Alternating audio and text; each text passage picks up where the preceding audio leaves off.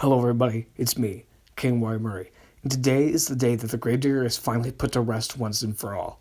Now, if you haven't watched part 1, I advise you to go quickly watch it so you're not completely clueless as to what's going on. For those who have watched part 1, you are not ready for the amount of insanity that is about to happen. In this theory, I will shatter the legacy of the Gravedigger. In short, he is no longer the most mysterious character in PvZ lore. Without any further ado, Gravedigger Part 2, Mystery Solved. At the end of part 1, I said I now knew more about the Gravedigger than anybody could have expected. Well, that's an understatement. I don't know more, I know everything about this silly little cut character.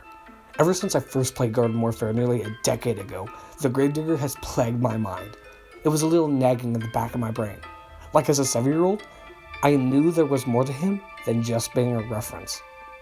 This little nagging is now gone, because I have killed the mystery that has shrouded the games for all this time. Are you ready for the big reveal? Are you ready for the end of an era per se?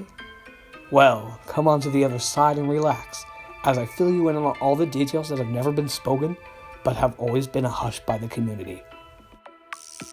To start off with, I know the exact birth date of the Gravedigger, and how you ask? Well, if we go back to the Bushy Meadows apartments and look at the portrait of the Gravedigger, we see one little detail. That detail being his hair is gray.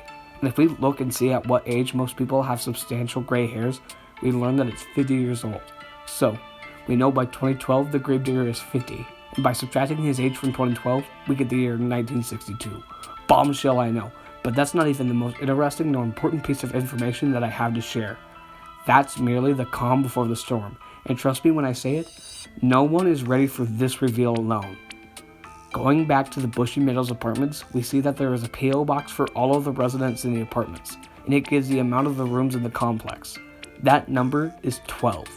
And if we go back to that little area where the Gravedigger's portrait is found, we count 7 doors, meaning there are 5 rooms on the first floor and 7 rooms on the second. Okay, you may be saying, what's that got to do with anything? Give me a second and it will all click. If we go to the entrance of the apartment complex, we find a list of names of all the residents in the building. With this information, I was able to find the Gravedigger's name. And no, it isn't Clyde or Schmuck or even Pancakes. But before I can tell you, I have to show you how I got to it first. After going back and counting the doors once more, I figured out which door was the Gravedigger's, which is the opposite door from his portrait. That door is number 7. And we are able to calculate that number by counting them on the same side as the first 2 doors. Once I figured out which number was his, I went back to the list and counted 7 down from the first 5, which is number 12. The name that appears on number 12 is none other than Joe. Joe? Really? The Gravedigger's name is Joe? Now, it's not as menacing as Gravedigger Bubba, but still way better than Gravedigger Billy. But there it is. We now know the Gravedigger's name and his birth date. I am so relieved that I have finally solved the longest lasting mystery of PvZ history.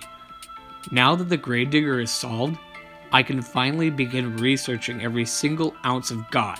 And let me tell you, this is only the beginning of my deep dive into the web of secrets that EA has kept hidden from us all of these years.